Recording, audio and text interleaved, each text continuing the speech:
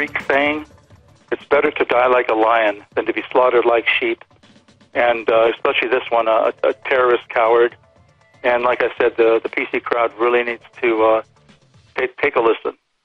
Emmanuel Scarlatos on this program earlier tonight. In case you're just joining us, it bears repeating. He's the dad of Alex Scarlatos, one of the 3 young Americans who stopped a terror attack on a Paris-bound train.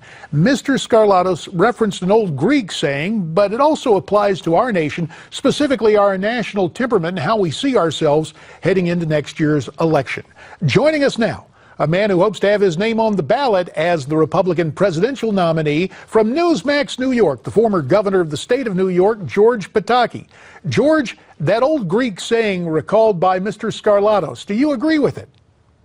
I totally agree with that, and that's always been the way America's lived until this administration, and it just is awful how we have shrunk from global responsibilities, shrunk from standing up to radical Islam, not just around the world, but right here in America. And just one thing, JD, I'm still appalled by what happened in Chattanooga, where that radical Islamist killed our Marine recruiters. And this president has our Marine recruiters take off their uniforms. They should put on the uniforms, put on their guns. We should not bow down to radical Islam anywhere.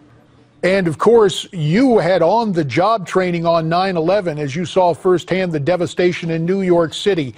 If you could encapsulate what you learned from that experience that's prepared you to become commander-in-chief.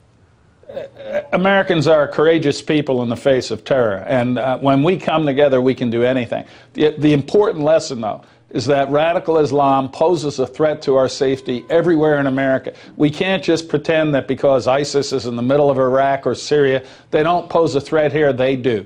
And that's why there's no question, JD, in my mind, we have got to destroy ISIS on the ground over there, destroy their training camps, their recruiting centers. This person on the train in France had been to Syria, where he had been radicalized. There are hundreds, if not thousands, of Americans right here who have been radicalized. We cannot sit back and wait another attack. We have got to destroy ISIS over there. George, let's turn to another subject of great concern today, and that is the economy. Really a wild ride on Wall Street, and that market volatility could continue here at home and internationally. What do you think is causing it? And as president, what would you do about it?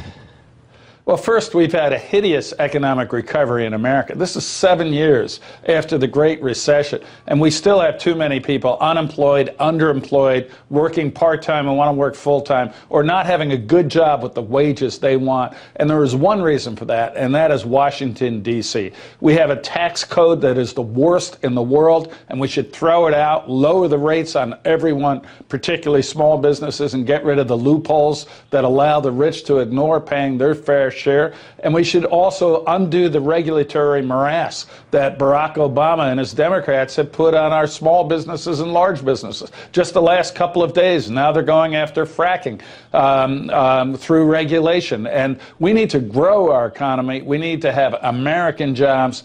We can do that. We're still America. We have a great workforce, entrepreneurs. It's government that's the problem. We change Washington, we will grow our economy. George, about 2 minutes remain, and I want to talk to you. I've heard you on the stump, and you talk about the bipartisan approach you used as governor of New York.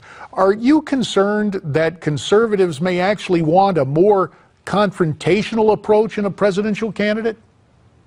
You know, JD, we have that confrontation right now. Republicans control the House and the Senate. We haven't even been able to send repeal of Obamacare to Obama for him to veto because you need 60 votes in the Senate. I would get those additional Democratic votes to repeal Obamacare, sit down and work with them, as I did, passing a very conservative agenda in New York State with a 2-to-1 Democratic assembly. You know the last Republican president who worked closely with Democrats? It was Ronald Reagan. He had a Democratic House with Tip O'Neill as his speaker, and yet he passed a conservative agenda. We haven't done that since, even when we've had Republican presidents in Congress. I will get that done. About a minute remains, George, and let's be candid, the poll numbers are not exactly where you want them, I'm sure. So what do you think has to happen for your campaign to catch on with the voters?